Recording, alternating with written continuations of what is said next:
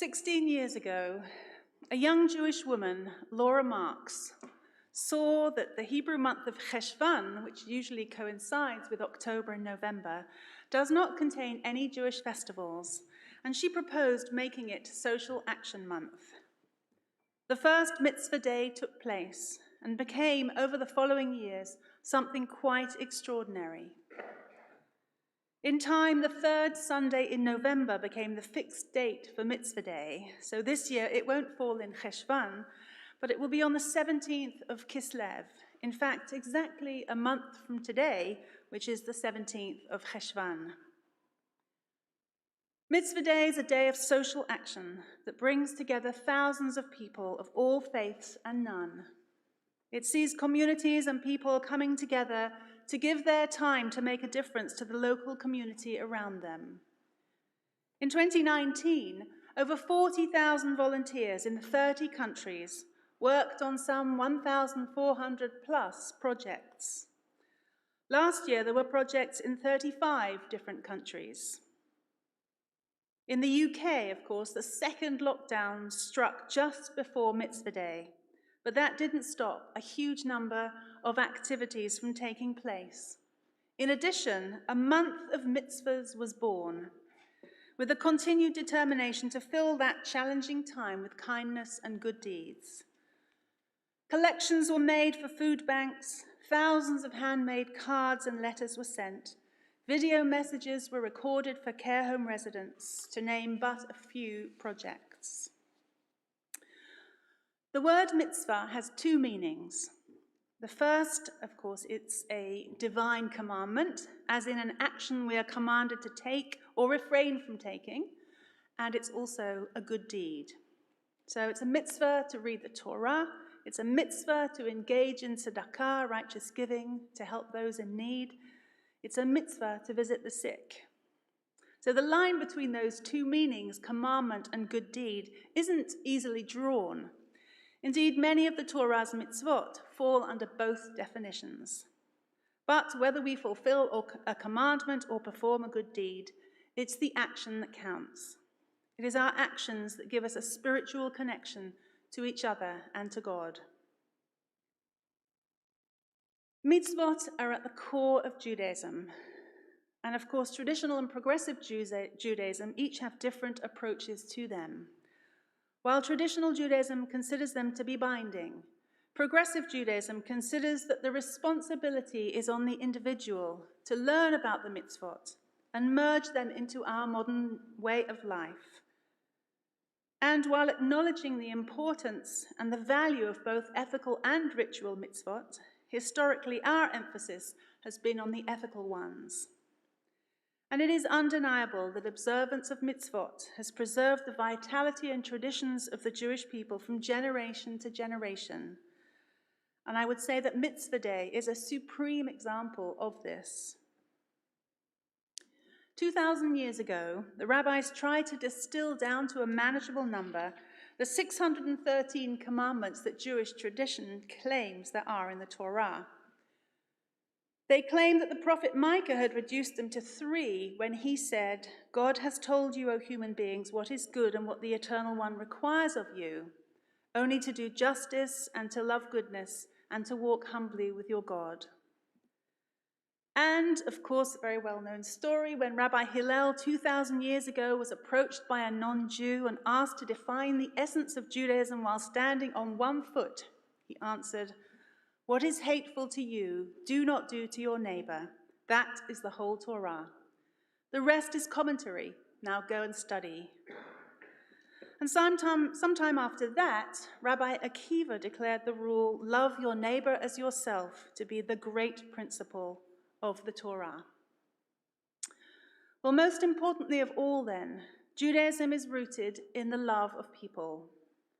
The essence of Judaism and the main aim of the mitzvot is the creation of a society in which people learn to live together in peace and security, in which we care for the world and its creatures, and in which we care for each other, especially for those in need. The intention of the mitzvot is to respond to essential human needs, to act with compassion and fairness, to belong, to have stability and security. And of course, it's important to remember that our tradition is one path of many that aim to fulfill these needs. Fostering respect, tolerance, and understanding between all people is an absolute requirement, especially in this day and age. In our Torah portion which we read today, two of the most important mitzvot in Judaism are demonstrated by Abraham and by God. One is the mitzvah known as hachnasat orchim, hospitality, or literally welcoming in guests, and the other is the keeping or making of shalom, peace between people. Abraham and Sarah are considered to be the quintessential good hosts, based on the story that we read earlier. As soon as Abraham sees the three strangers coming his way, he runs to meet them, to offer them water with which to wash, a place to eat, and food to refresh and nourish them. He and Sarah hasten to provide for their needs. And as we saw, Abraham waits on them while they eat, with an eye on his guests' comfort. Tradition has it that Abraham and Sarah's tent was open on all four sides, so that travelers from any direction could easily find their way in. The chuppah, the Jewish wedding canopy, is based on this and symbolizes the hospitality it is hoped that the newly married couple will extend to those who come to their home. At the festival of Sukkot, we symbolically invite and welcome into the sukkah ushpizin, our ancestors, or other significant people in our lives, to share company, shelter, and food with us. The mitzvah of hospitality comes under the category of gemilut chasadim, acts of loving kindness, and is considered to be a cornerstone of such acts that bring chesed, loving kindness, to the world. There's an anomaly in our Torah text, which has been and still is the subject of much discussion among biblical commentators. If you notice, Genesis chapter 18 begins by saying that God appeared to Abraham. And then Abraham notices the three men standing near his tent. Some say that the three men themselves are the manifestation of God's presence. Others say that God's appearance to Abraham was interrupted by the arrival of the men. So important was hospitality to Abraham that he turned from God's presence to fulfill it. In that way, he demonstrated the lesson that social responsibility can be more important than religious belief and practice, later articulated in the Talmud with these words: "Welcoming guests is greater than welcoming the divine presence." We still live in a time of great division in our society and in the world, when the other or the stranger is so often demonized, rejected, and made to feel unwelcome. Why, we ask, have we not learned the lessons of history and the need to live in peace and to help each other prosper? Welcoming the outsider is at the heart of many of the narratives in the book of Genesis, and in the text we read today, Abraham is portrayed as the ultimate role model for us in how we should behave towards others.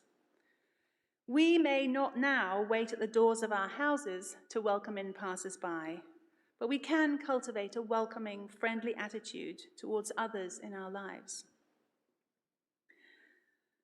The second mitzvah I mentioned is the keeping or the making of peace between people. This corresponds to the Jewish concept of acting mipnei darchei shalom, for the sake of the ways of peace, in order to avoid quarrels and conflict. Our Torah portion gives us a fine example of mipnei darchei shalom, for the sake of peace. When God reveals that the 90-year-old Sarah will bear a son, Sarah laughs and she says, "Now that I am so old and my husband is so old, am I to bear a son?" But when God reports her words to her husband Abraham, God modifies them slightly but significantly. As if God understands that Abraham would be hurt by Sarah's assertion that he was too old to father a child, God tells Abraham that Sarah said, "Shall I really bear a child, old as I am?" editing out her comment about Abraham's advanced age. So in changing Sarah's words, God is preserving both Abraham's dignity and Shalom Bayit, family harmony, literally peace in the home. As the commentator Rashi notes, Scripture altered her statement, Mipnei darchei shalom, for the sake of peace. Mipnei darchei shalom means to promote peace in the world. To the early rabbis, this was the core purpose of Jewish existence. In discussing Mipnei darchei shalom, the Talmud lists a number of situations where Jews are to help and support not only each other, but also their non-Jewish neighbors in order to foster peaceful relations between Jews and non-Jews. In the Midrash, there's a discussion between three of the great sages, Ben Azai, Rabbi Akiva, and Rabbi Tanhuma, which could act as a proof text for this. Ben Azai said, "This is the book of the descendants of Adam, is a great principle of the Torah." Rabbi Akiva said, "But you shall love your neighbor as yourself is even a greater principle. So you must not say, since I have been put to shame, let my neighbor be put to shame." Rabbi Tanhuma said, "If you do so, know whom you put to shame, since God made them in God's likeness." So why is the book of the descendants of Adam such a great principle of the Torah? Because Adam is the parent of us all, Jew and non-Jew alike. That is why one must love one's neighbor as oneself, because ultimately all of us, every Adam, every human being, is made in the image of God. In the end, most important of all in our lives are the relationships we form. In this fractious world, it is more important than ever to heal broken relationships, to recognize our common humanity over and above any label that we or society give us, to acknowledge that we share so much more than what divides us, to look after each other and this world in which we live. I was once sitting in the house of my teacher, the late, much-loved Rabbi Lionel Blue, talking with him about different religions and different groups that seek a spiritual path. And he commented that he always asks one question of such a path: is it kind? And he said, if it is kind, follow it. If it isn't, don't. And this reminded me of the advice of Carlos Castaneda, who wrote, "Look at every path closely and deliberately. Try it as many times as you think necessary. Then ask yourself and yourself alone one question. Does this path have a heart? All paths are the same. They lead to the unknown. Does this path have a heart? If it does, the path is good. If it doesn't, it is of no use." Yes, it is a struggle. No, the path is not easy, but it is worth the effort.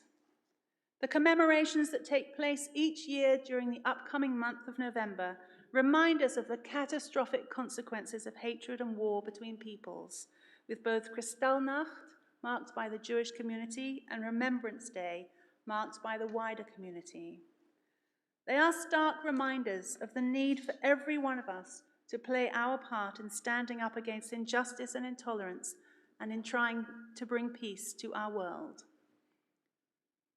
On the other side of the spectrum, Mitzvah Day is a wonderful example of people coming together, laying aside their differences to contribute to worthy causes on a huge global scale. We are surely compelled to make sure that the path we are on has a heart, and that it leads to that ultimate goal for which our Jewish tradition and prayers yearn, the universal concept of shalom, peace. May God guide us to work for and to be worthy of a world in which our lives are enriched and enhanced by respectful tolerance, the determination to live by the highest values that our faith teaches us, and by compassion for our fellow human beings. For our sake, for our children's sake, for the community's sake, for the sake of a better, kinder world, and mipnei darchei shalom, for the sake of peace. Amen.